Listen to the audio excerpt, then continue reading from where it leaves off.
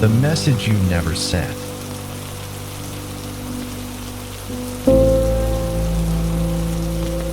"11 at night. You type a message and you read it back. Too much, so you soften it. Delete the word that sounded needy. Add one that sounds casual, like you don't really care either way. You read it again. Now it feels cold, so you start over. 5 versions later, you put the phone down. You never sent anything.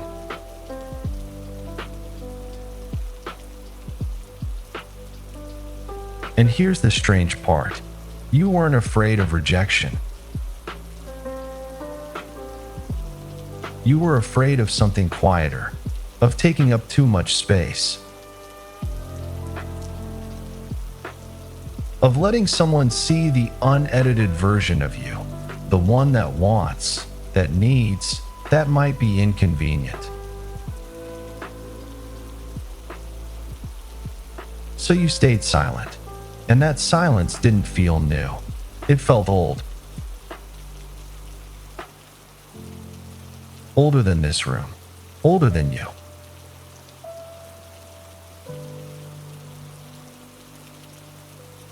Because you've been doing this your whole life, editing yourself before anyone could see the draft.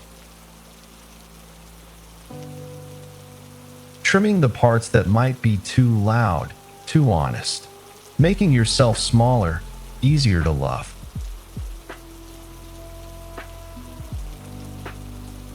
You probably think you're just being considerate. But what if you're not being kind at all? What if you're just obeying an order, one given to you so long ago, you've forgotten it isn't your own voice anymore?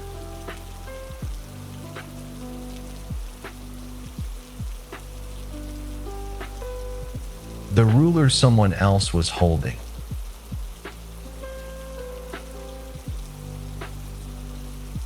To understand the silence, go back to a single feeling, the feeling of never being enough.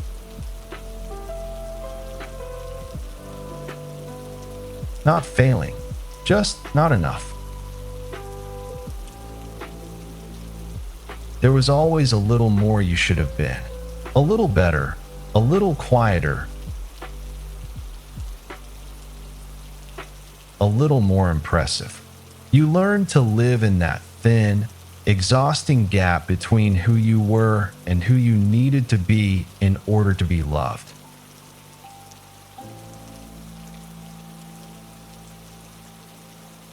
But here's the question almost no one asks. Enough for whom? By whose measure?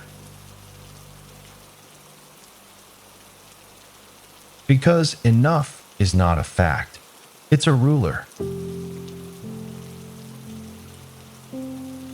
And as a child, you didn't hold that ruler. Someone else did.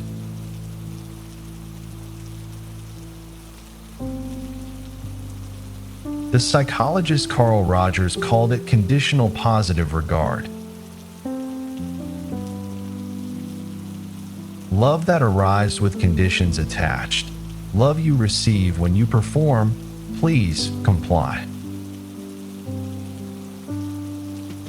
And love that quietly withdraws when you don't. Children raised this way stop measuring themselves by their own feelings. They swallow the conditions whole. They internalize the ruler. And here's the cruelest detail. Every time you reached the line moved. You brought home the good grade, and the answer was, why not higher?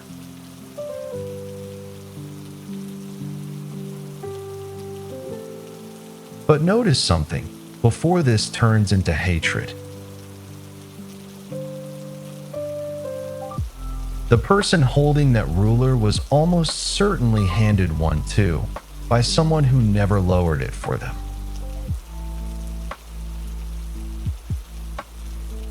This doesn't excuse the wound, but it changes the story.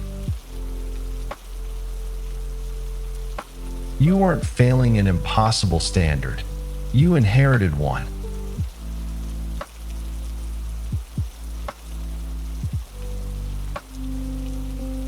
The child who worked for love.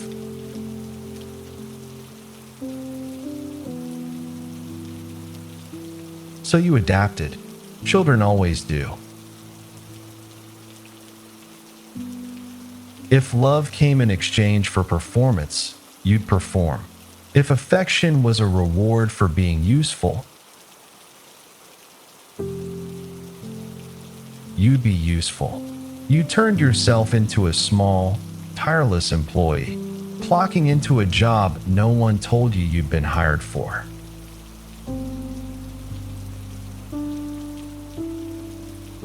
The job of earning your place in your own family.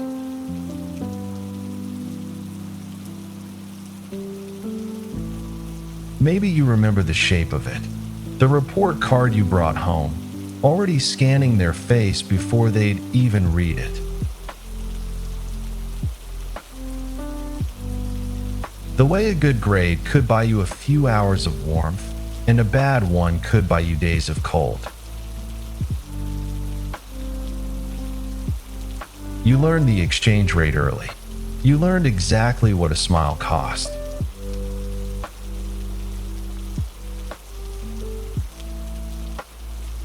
The psychoanalyst Donald Winnicott described what happens next. When a child can't be loved for who they are, they build a false self. A polished, agreeable version that collects the approval, while the true self hides deep inside, waiting for a safety that may never come.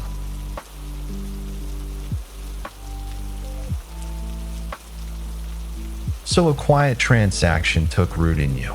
Love became a wage. You earned it with grades, with achievements, with not being a burden. You became excellent at deserving.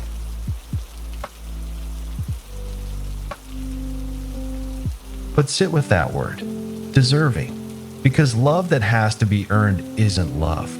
It's a payment.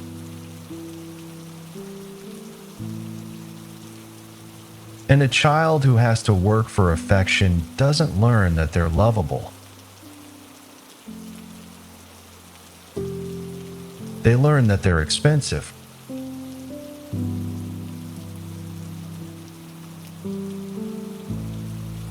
The adult who kept editing.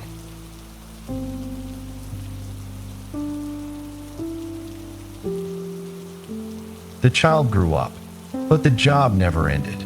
It just changed uniforms. Now you edit your messages. You edit your opinions in the room, softening anything that might cause friction. You edit your needs down to something small enough to be ignored. And you buy, too, the right jacket, the right car, the right life, arranged carefully for other people to see. It's the same editing, just with a receipt attached.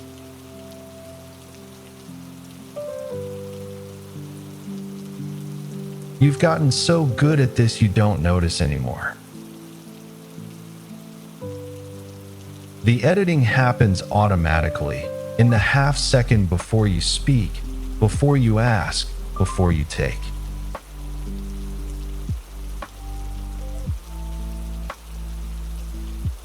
Psychologists call the engine behind it socially prescribed perfectionism, the belief that your worth depends on meeting the impossible expectations of others. And this pattern has climbed sharply in younger generations for decades. But here's the trap underneath the trap. Even when you win, it doesn't last. You get the promotion, the praise, the relationship you were sure would finally make you feel like enough. And for a moment, it does. Then the feeling fades, and the bar quietly rises again.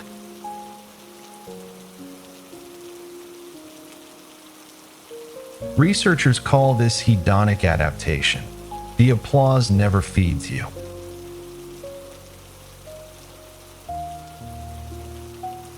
So you keep editing, keep buying, keep deleting the parts of yourself that might be too much.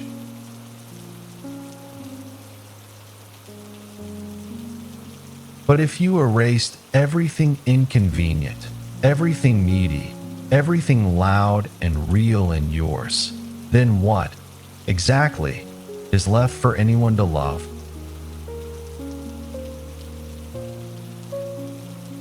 They called you an old soul.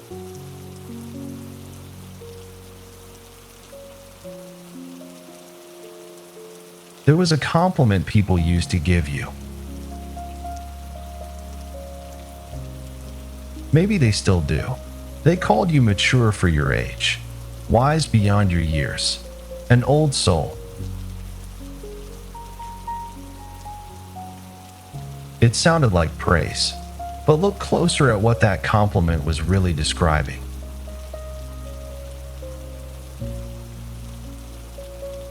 A child who didn't cause trouble, a child who managed the moods of the adults around them.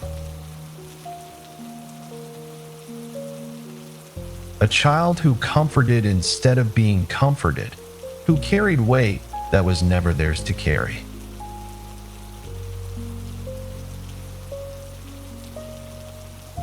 There's a word for this in psychology: parentification. When the roles reverse, and the child becomes the caretaker of the parent's emotions.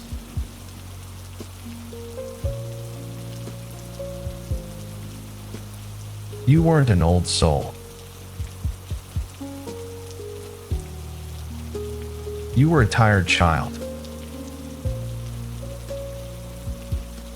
A child who never got to be careless, never got to be loud for no reason.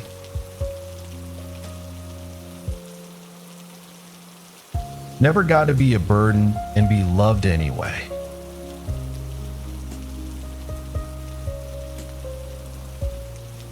Somewhere along the way, you skip the part where a child simply exists without earning their keep.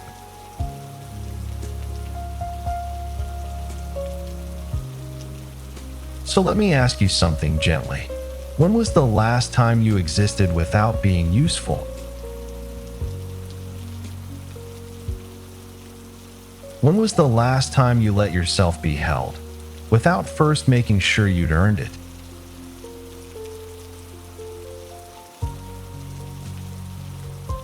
You disappeared to be seen.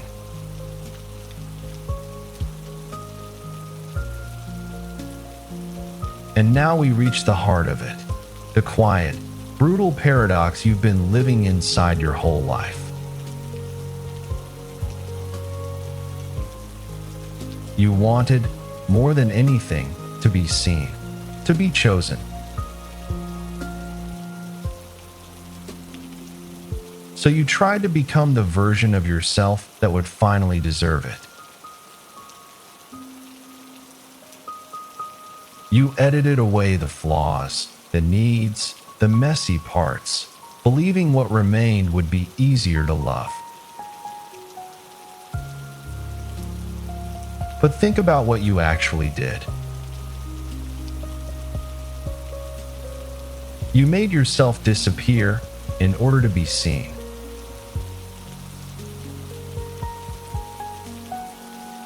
And here's the part no one warned you about.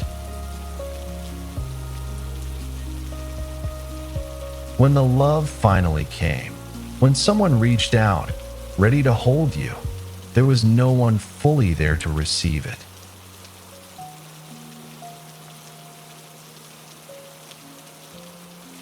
Maybe you know the moment.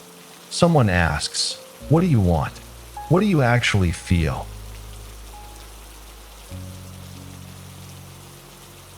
And the question lands in a strange silence inside you, because you don't know.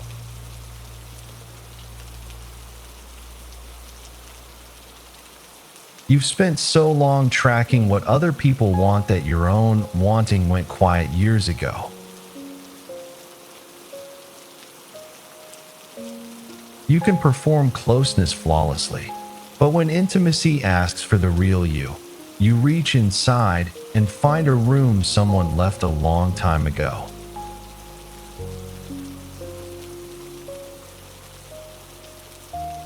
That's why the loneliness never lifts, no matter how much love is offered. It's not that no one loves you. It's that they keep reaching for someone who isn't allowed to be in the room.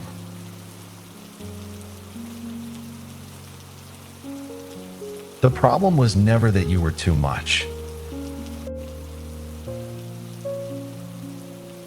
The problem is that you got so good at vanishing that when love finally came home, it found no one there.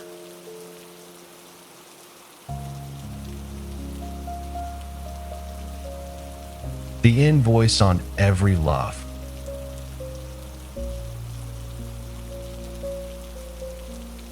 So here's what happens when real love does arrive. The kind that keeps no score. The kind that asks for nothing. It terrifies you.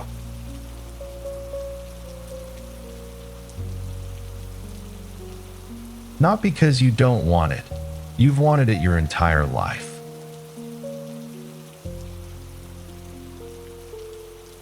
It terrifies you because you were never taught how to receive something you didn't have to earn.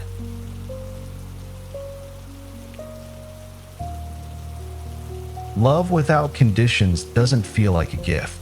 It feels like a debt you haven't paid yet.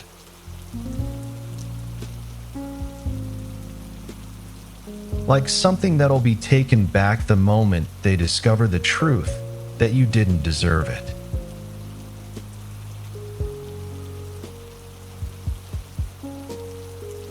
Almost every spiritual tradition has a word for love that cannot be earned. They call it grace. A gift given freely to someone who did nothing to qualify for it. For most people, grace is a comfort. But for the child who worked their whole life for love, grace feels almost unbearable. Because grace breaks the only rule you ever knew, the rule that everything has a price.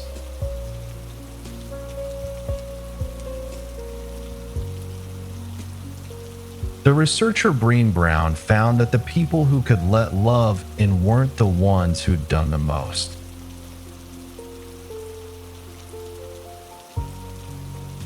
They were the ones who believed, deep down, that they were worthy of it, not for what they did, but for who they were.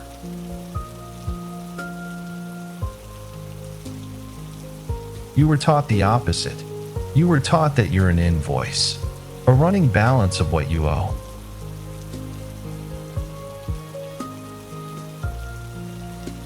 So even now, with the gift right in front of you, you keep paying. For a bill that no one, anymore, is sending.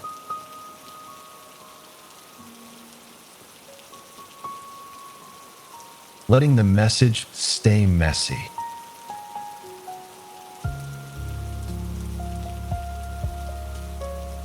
So what do you do with all of this? Not fix it. There's no fixing a child who was never broken. But maybe there's something quieter you can do. You can turn toward the child who learned to erase herself. The one still living inside you, still holding the ruler, still trying to be enough.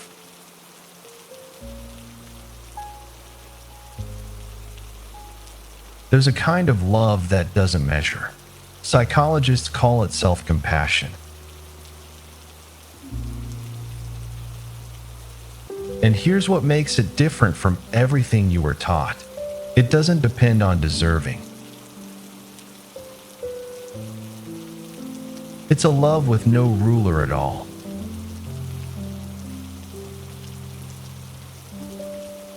It might start with something almost too small to notice.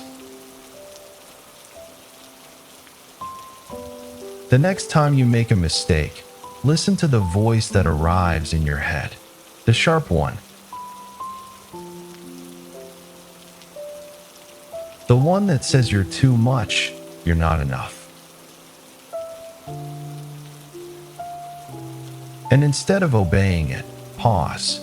Ask yourself, would I ever speak this way to someone I love?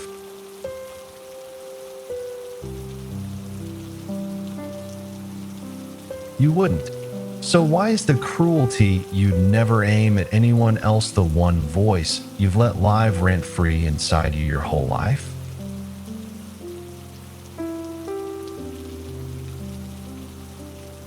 That voice was never yours. It was the ruler, still hanging in the air, long after the hand that held it is gone.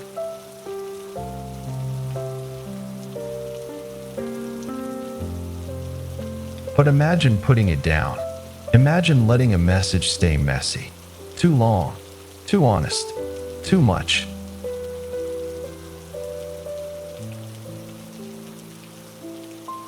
Imagine not deleting the part of you that wants, that needs, that takes up space.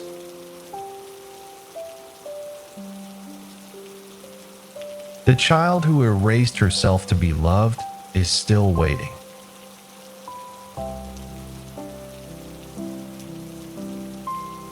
And she doesn't need you to finally be enough. She just needs you to stop deleting her.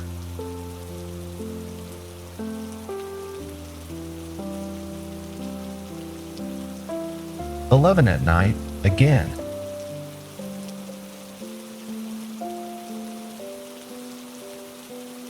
The phone is still in your hand. The message still there, unsent. The cursor still blinking.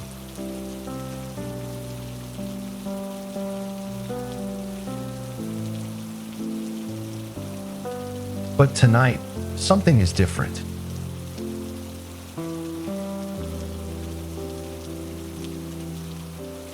Tonight, maybe you don't make it smaller. You don't trim the part that sounds like you actually care.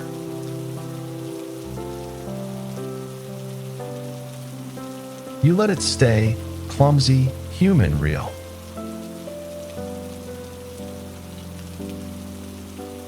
Or maybe you don't send it at all. Maybe you just set the phone down.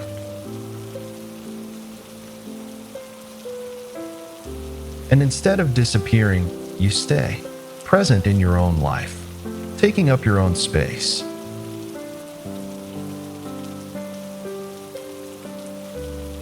Existing, for once, without having to earn it.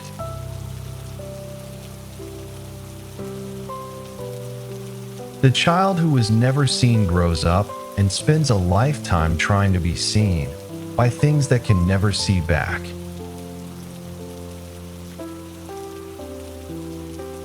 By achievements, by approval, by people who only ever love the edited version.